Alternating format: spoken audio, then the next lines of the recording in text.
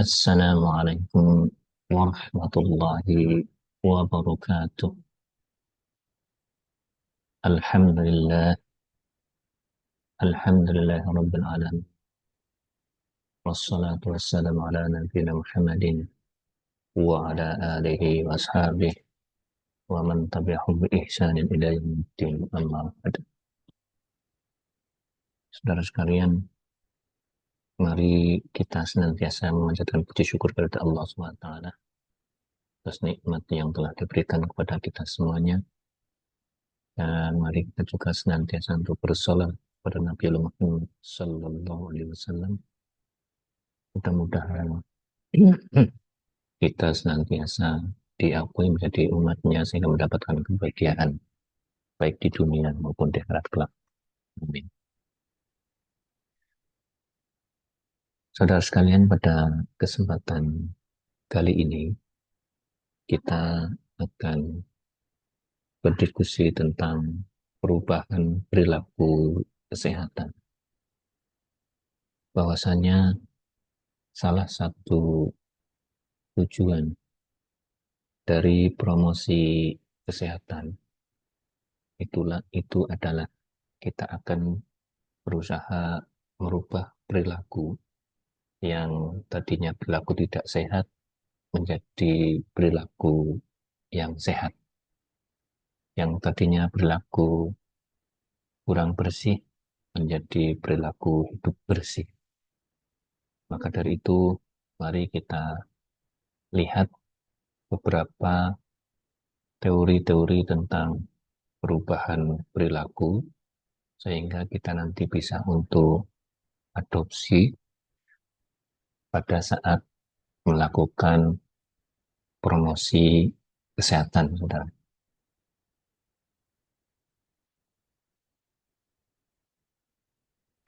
Kita akan mulai dari pengertian perubahan perilaku. Bahwa perubahan perilaku ini saya kutip ada 3 teori. Yang pertama adalah teori dari Chaplin, menunjukkan bahwa perubahan perilaku dilakukan sebagai satu respon karena ada respon dari individu maupun masyarakat yang ingin melakukan perubahan, maka akan terjadilah dalam perubahan.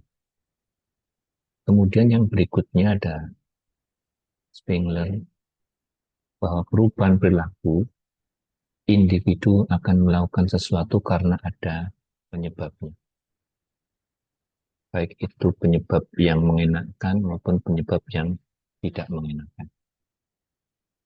Kemudian yang ketiga, itu penyebab perilaku itu antara lain bila orang tersebut memberi penilaian yang positif pada perilaku tersebut dan yakin bahwa orang-orang lain mempunyai arti penting baginya serta menghendakinya untuk melakukan perilaku itu.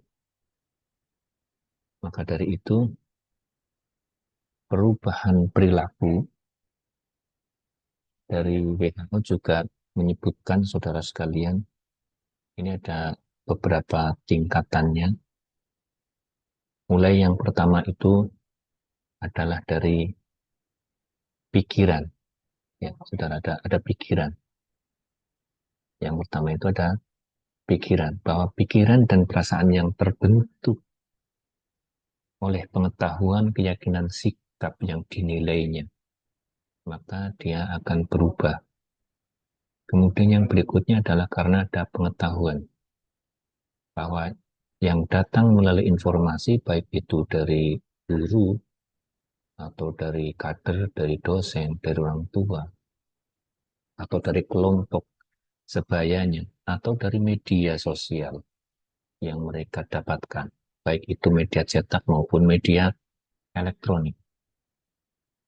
Berikutnya itu juga keyakinan bahwa perubahan perilaku ini diturunkan dari orang, maksudnya orang tuanya, baik kakeknya, bapaknya, atau orang yang dihormati. karena mereka menerima keyakinan tanpa membuktikan hal itu.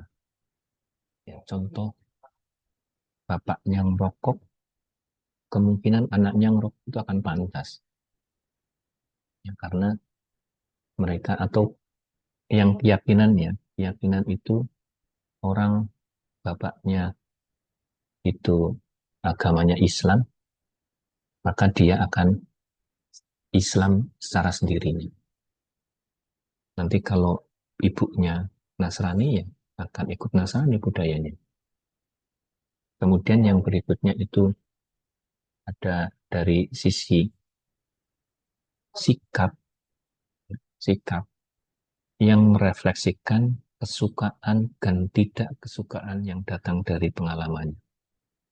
Jadi sikap itu adalah refleksi dari diri sendiri.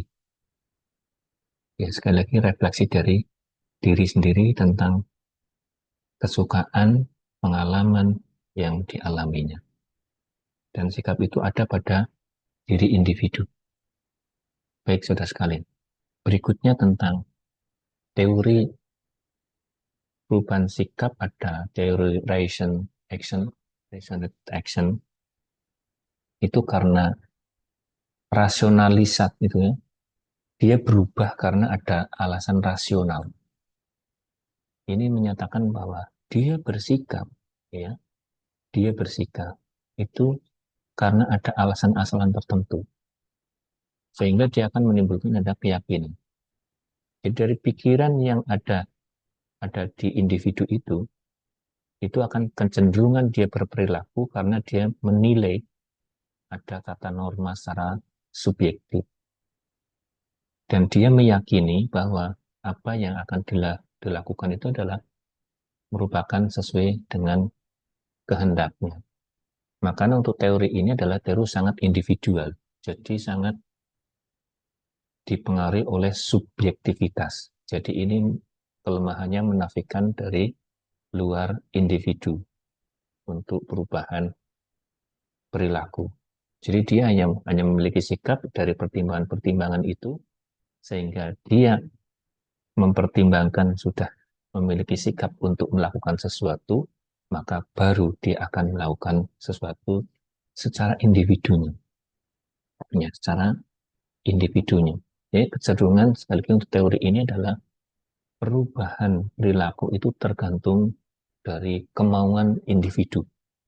Ya, kemauan individu yang dibingkai dari pengalaman dan norma yang mereka ikuti.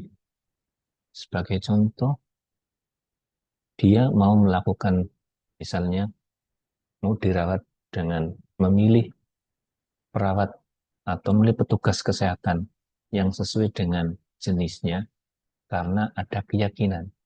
Karena di tempat orang tersebut itu, kalau dirawat oleh lawan jenis itu merupakan hal yang tidak baik sesuai dengan normanya.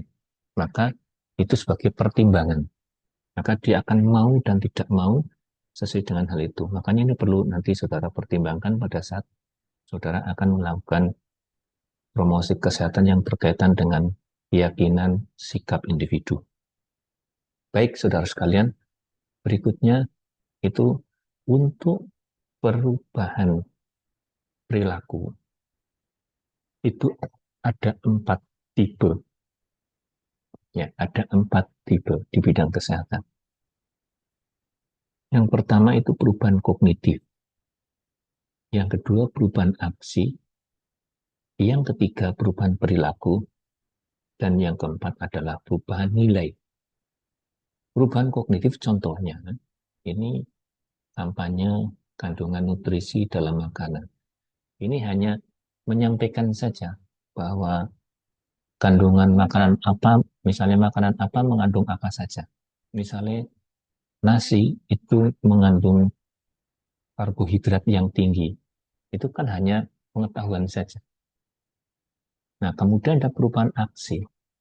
Kampanye, contohnya kampanye menarik orang untuk mau melakukan donor darah misalnya.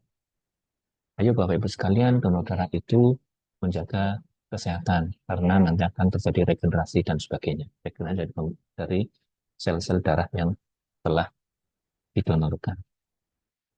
Kemudian ada perubahan perilaku. Contohnya usaha untuk mengurangi rokok.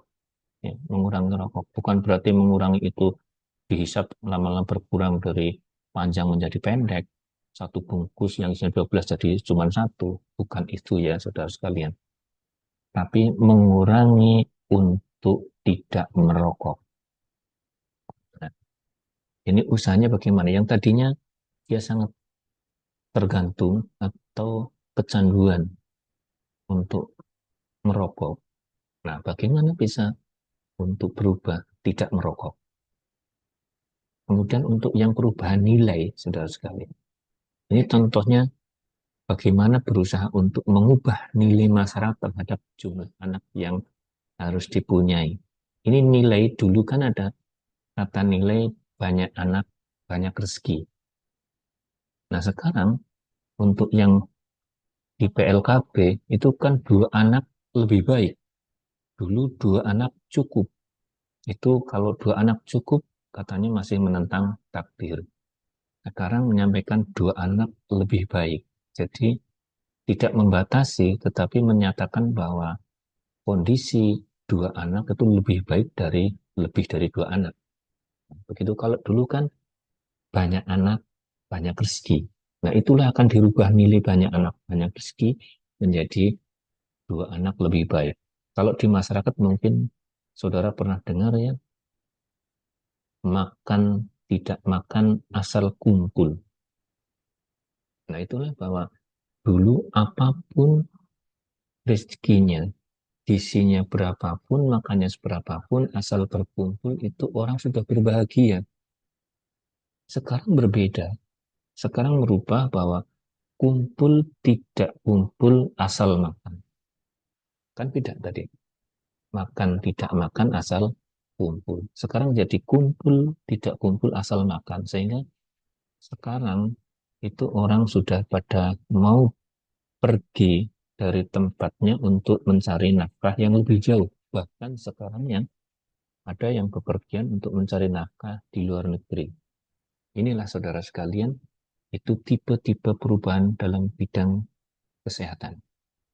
Baik, selanjutnya kita akan melanjutkan bahwa perilaku kesehatan, saudara sekalian, ya, perilaku kesehatan itu adalah respon seseorang terhadap stimulus yang berkaitan dengan sakit, penyakit, sistem pelayanan kesehatan, makanan, serta lingkungan, baik secara pasif mengetahui, kemudian bersikap, berpersepsi maupun aktif dalam melakukan tindakan yang berhubungan dengan penyakit dan sakit, atau dengan kata lain berkaitan dengan sehat dan sakit. Ini saudara sekalian. Jadi yang disebut dengan perilaku yang berkaitan dengan usaha untuk meningkatkan kesehatan masyarakat, bahwa persepsi masyarakat respon seseorang untuk menggapai kondisi yang berhubungan sehat dan sakit. Makanya perilaku kesehatan itu secara umum itu ada 7 saudara sekali. Yang pertama itu health promotion behavior, itu promosi kesehatan, di mana orang itu perilaku bagaimana orang yang sehat menjadi lebih sehat atau lebih fit, kesehatannya lebih meningkat, sehingga akan jadi lebih produktif. Ya. Sehingga nanti perilakunya adalah bagaimana meningkatkan kesehatan menjadi lebih optimal. Kemudian yang kedua ada health prevention behavior. Itu usaha perilaku untuk mencegah supaya masalah tidak terjadi. Kemudian yang berikutnya yang ketiga ada health seeking behavior. Itu adalah perilaku yang berkaitan dengan pencarian pelayanan kesehatan. Ya, mencari pelayanan kesehatan karena tidak semua orang itu mampu menggunakan pelayanan, maka paling tidak ada orang yang mampu memiliki fasilitas, dia harus bagaimana bisa untuk mencari pelayanan kesehatan yang tepat, yang tepat. Tetapi kalau untuk yang ekonomi rendah itu bagaimana dia mau menggunakan pelayanan yang tepat. Ya, dia mau karena apa? Persoalannya adalah dia kemampuannya sedikit. Makanya bagaimana dia mau menggunakan pelayanan atau mencari pelayanan yang sesuai.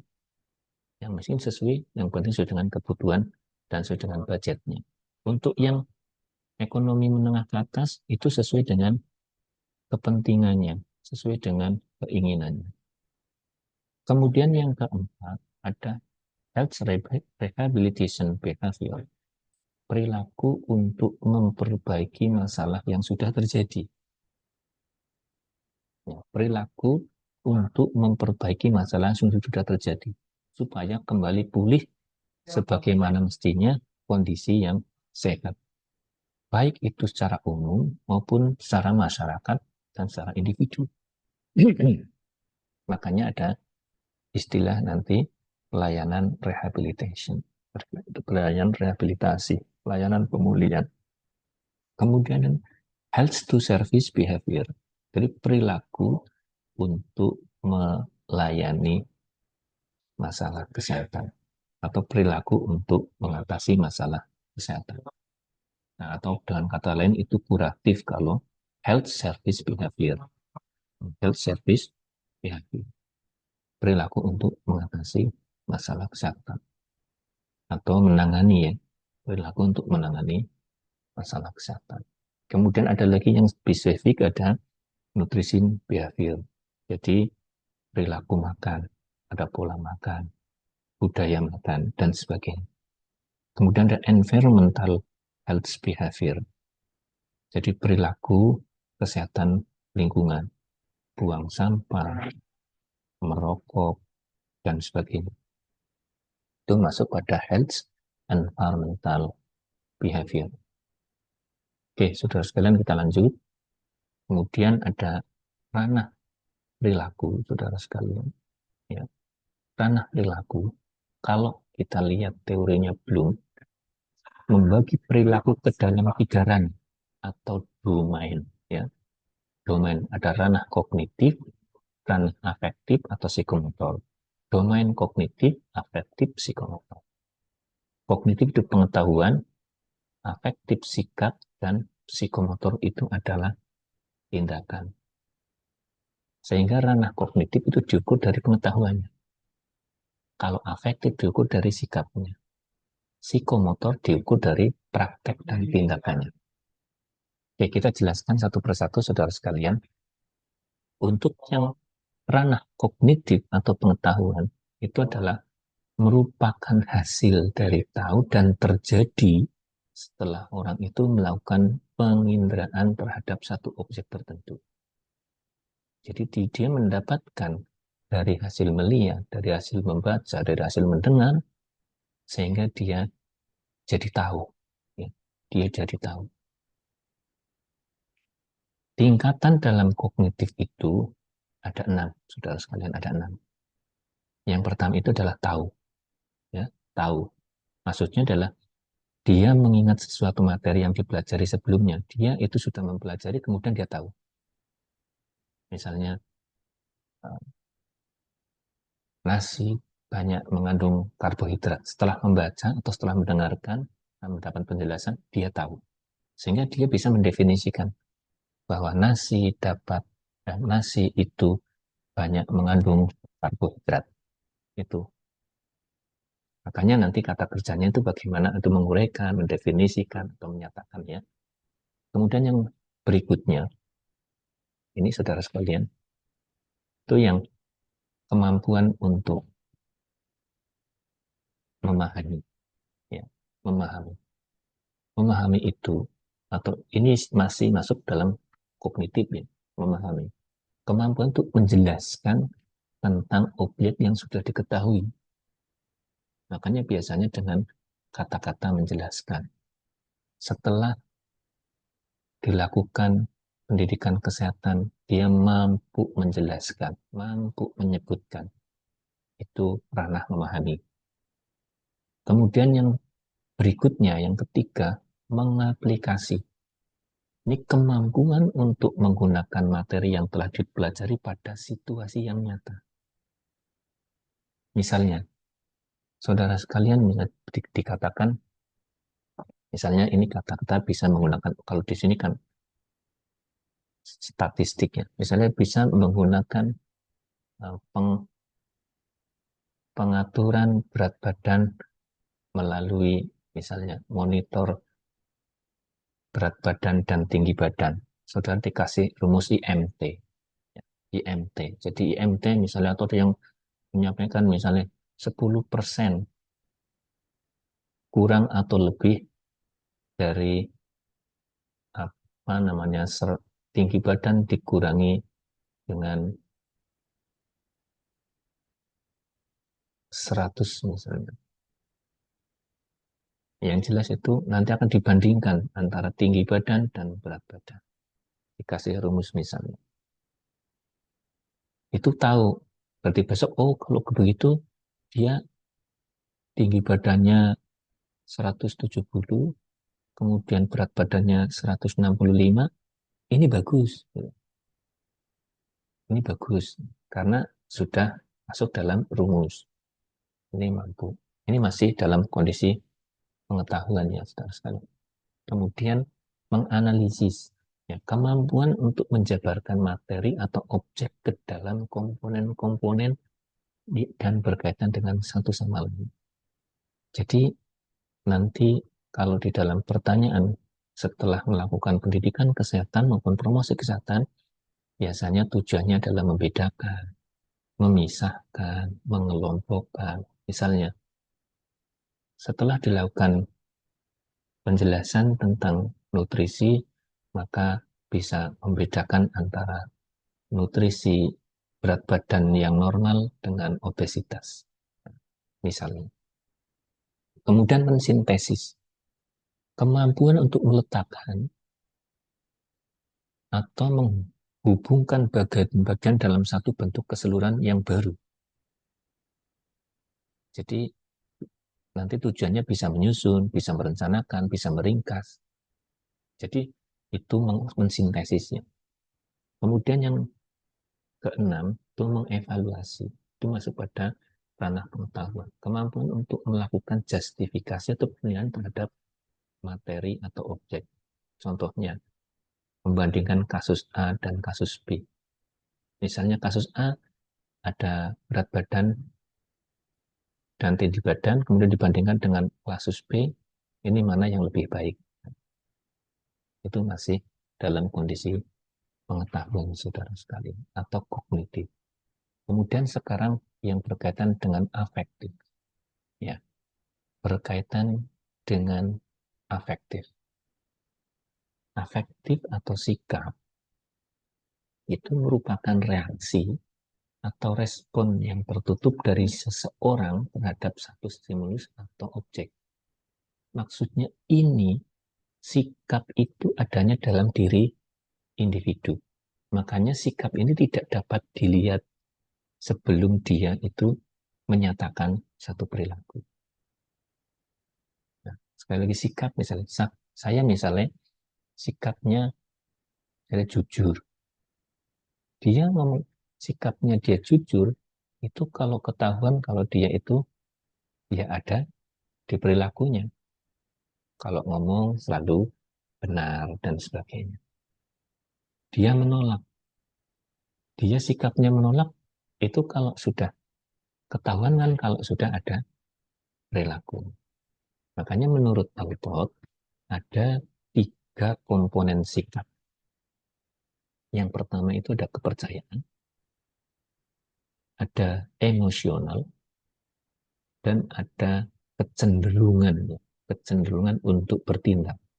Ini sebelum bertindak loh saudara sekalian. Jadi kecenderungan iya saya nanti mau ngapain. Kayak gitu. Kemudian tingkatan sikap, ya tingkatan sikap itu terdiri dari yang pertama menerima, merespon, menghargai dan tanggung jawab. Ini untuk tingkatan sikap. Jadi begitu ada informasi, kemudian dia percaya, kemudian dia menerima atau menolak. Makanya menerima atau nanti akan memberikan respon, atau justru nanti akan sampai menghargai. Dan bisa juga sampai tindakan bertanggung jawab. Itu saudara sekalian. Makanya ini kan uh, komponennya ada tiga untuk sikap, kepercayaan, emosional, dan bertindak. Kecenderungan untuk bertindak. Sehingga apa yang akan terjadi? Nanti tingkatannya hanya dia menerima tapi tidak merespon. Tapi kalau sudah merespon, responnya juga bisa menerima atau bisa menghargai. Begitu. Menghargai kemudian direspon. Kemudian bisa saja berupa tanggung jawab. Oke, berikutnya saudara sekalian berkaitan dengan yang ketiga, perubahan perilaku tadi, yaitu psikomotor. Tadi kan ada pengetahuan, kemudian sikap, dan psikomotor. Atau tadi disebutkan ada kognitif, ada afektif, dan psikomotor. Oke, pada saatnya kita saat ini akan bahas tentang psikomotor atau tindakan. Psikomotor itu adalah merupakan respon yang dilakukan atas apa yang dia ketahui dan apa dia yang respon dari sikapnya. Makanya untuk tingkatan dari psikomotor itu dia akan mempersepsikan, kemudian akan merespon, kemudian dia akan melakukan mekanisme. Makanya nanti akan ada yang disebut dengan coping mekanisme barangkali. Begitu ada informasi datang kemudian diminta untuk perubahan perilaku, dia mungkin akan menolak responnya. Apa dia akan berpersepsi dulu, oh ini tidak baik, kayak gitu. Oh, kemudian karena ada sesuatu yang memang berbeda, itu ada perlu adaptasi. Tapi adaptasi ini sudah berupa tindakan, saudara sekalian. Bukan dia bersedia untuk, tapi ini sudah melakukan untuk melakukan sesuatu. Kalau bersedia untuk melakukan, itu masih kondisi sikap. Kemudian untuk pengukuran dari perubahan perilaku tadi, yang ada kognitif, afektif, dan psikomotor, ini untuk pengetahuan dan sikap kognitif dan afektif dapat dilakukan dengan wawancara maupun bisa melalui kuesioner. Jadi ditanya, tadi langsung pertanyaannya seperti tadi dikatakan, yang 6 tadi bisa. Coba sebutkan definisi dan sebagainya. Atau tinggal ada checklist melalui kuesioner. Ini untuk pengetahuan dan sikap. Karena itu intinya masih ada di dalam diri individu. Kemudian untuk tindakan, itu dapat diukur melalui observasi atau rekaman. Maksudnya, saudara sekalian, untuk mengukur tindakan, tidak bisa saudara sekalian hanya untuk mengandalkan kuesioner yang diberikan kepada responden atau pada orang yang mau diukur. Karena apa? Bisa saja tindakannya berbeda apa yang mereka isi. Ya, akan lebih bagus untuk tindakan kita lihat. Misalnya, dia makan sesuai dengan porsi yang dihabiskan. Ya dilihat. Tadi disajikan berapa, habis berapa. Atau kalau perlu, tidak dilihat tetapi ada direkam. Misalnya ada CCTV, lihat di CCTV atau di televisi di layar monitor yang sudah dipantau dari tempat lain. Atau melalui kuesioner. Tapi ini harus dilakukan cek melalui kuesioner yang diisi oleh writer ya. Maksudnya writer itu bukan diisi oleh mereka yang bersangkutan, tapi diisi oleh orang lain. Misalnya, perilaku saya, biar objektif itu yang menilai itu orang lain, bukan saya. Ya. ngomong jujur, tapi begitu di checklist, dia masih suka berbohong misalnya. Sehingga sikap itu sebaiknya memang kalau toh misalnya kuesioner maupun checklist itu orang lain. Kalau misalnya yang melakukan anaknya boleh nanti ibunya atau keluarga yang lain. Kalau untuk lingkungannya, misalnya perilaku rakyatnya bisa pemimpinnya, atau pemimpinnya nanti yang diminta untuk rakyat. Begitu, saudara sekalian. Sekarang kita akan lanjut tentang perubahan perilaku. Kita akan ambil ada teori ya, saudara sekalian. Perubahan perilaku nanti silahkan saudara mau pakai yang mana pada saat saudara akan melakukan promosi kesehatan, disesuaikan dengan kondisi masyarakat yang dihadapi.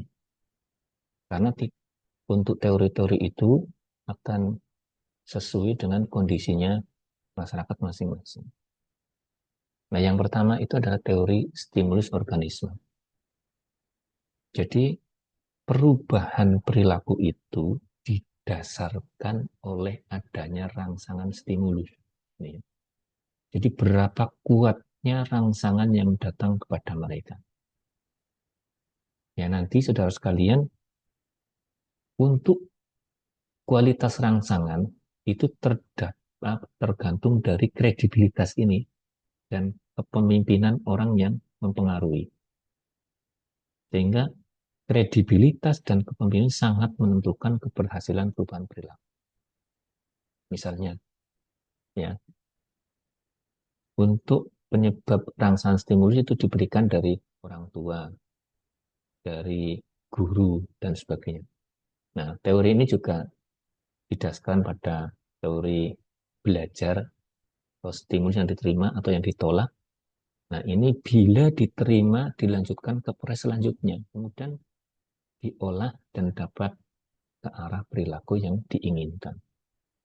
Tapi kalau stimulus tidak diterima, itu ini perubahan perilaku tidak akan terjadi. Ya, walaupun ini sudah menggunakan orang tua, kemudian sudah menggunakan tokoh masyarakat, tapi itu ditolak oleh masyarakat, ya akhirnya tidak akan terjadi perubahan. Yang berikutnya itu ada teori Festinger. Ini berdasarkan teori imbalance, ketidakseimbangan. Jadi kalau terjadi ada ketidakseimbangan psikologis misalnya, yang diliputi oleh ketegangan diri yang berusaha mencapai keseimbangan kembali, maka sesuai dengan pengetahuan dan pendapat dan keyakinan mereka itu dia akan berubah.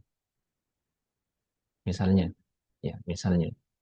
ada orang karena buang sampah itu di sembarangan atau di sungai, dia dikucilkan dari masyarakat. Dengan kondisi seperti itu, maka dia akan berubah dengan ada keyakinan, oh ternyata kondisi yang dia lakukan itu tidak disukai oleh masyarakat. Ini bisa nanti saudara bisa gunakan untuk melakukan perubahan dari si promosi kesehatan. Baik, berikutnya itu teori fungsi. Ya, teori fungsi. Bahwa perubahan perilaku tergantung dari kebutuhan. Nah, ini saudara sekalian, ini juga sering terjadi. Maksudnya apa? Jadi individu atau masyarakat yang membutuhkan itu akan mudah berubah perilaku. Misalnya, ada anak yang sedang sakit butuh pengobatan kepada petugas kesehatan. Yang tadinya itu berobat ke dukun tapi tidak sembuh-sembuh karena dia butuh untuk perubahan dari mereka, maka dia akan berlari ke petugas kesehatan. Ya, kebutuhan individu meliputi ini. Perilaku fungsi instrumental, pelayanan ini, sudah saya contohkan tadi. Pelayanan, misalnya ada pelayanan kesehatan, yang dukun, ada petugas kesehatan, ada dokter dan perawat, ada bidan, dan sebagainya. Ada perilaku sebagai fungsi pertahanan diri. Ya, karena dia ingin bertahan, yang tadinya berperilaku tidak sesuai yang ada di daerahnya, maka dia itu akan berubah. Ya, misalnya satu kelompok itu pada rajin buang sampah di rumah, kemudian dia kalau tidak buang sampah di tempatnya, maka dia akan dijauhkan. Makanya supaya dia tetap ada di lingkungannya, dia akan jadi ikut. Kemudian perilaku fungsi sebagai menerima objek. Ya. Menerima objek. Ya karena saat itu dia yang mengalami. Dulunya dia suruh buang sampah sembarangan, dulu buang sampah itu di tempatnya nggak mau. Tapi begitu dia, keluarganya ada yang menderita sakit, baru dia mau. Misalnya, anaknya terkena penyakit demam, yang tadinya tidak rajin imunisasi, atau anaknya terkena penyakit polio lah, gejala-gejala polio, atau gejala-gejala batuk yang mengarah pada, kan ada uh, imunisasi BCG, ada juga tetanus toksoid misalnya. Ada keluarganya yang menderita tetanus, baru anaknya mau diimunisasikan tetanus. Kemudian baru anaknya mau, begitu mau calon pengantin, baru percaya dia mau dilakukan tindakan itu. Nah, ini kira-kira saudara sekalian.